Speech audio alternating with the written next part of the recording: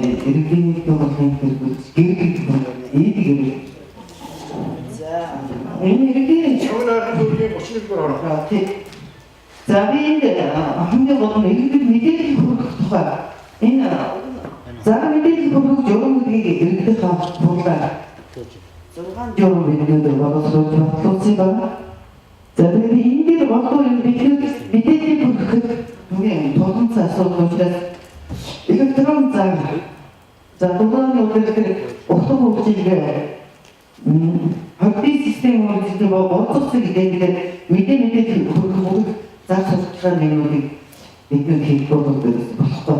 Зөвхөн иргэний танхим гэдэг нэгнүүд хэлээд тийм бол бас болохгүй яг л иргэний танхим дажиж байгаа сууч надаа тэр бол одоо үүсгэх байхгүй ч болохгүй.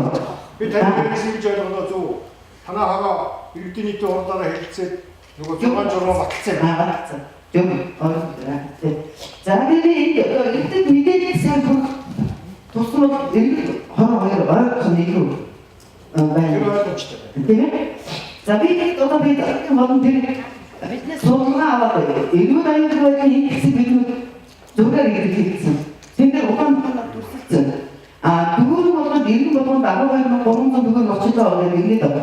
Тэр маань би бол энийг ариун өөр зүйлс хармаар. Яагаад гэвэл удаан гэсэн одоо хороо ой манай баярлалаа залгаа.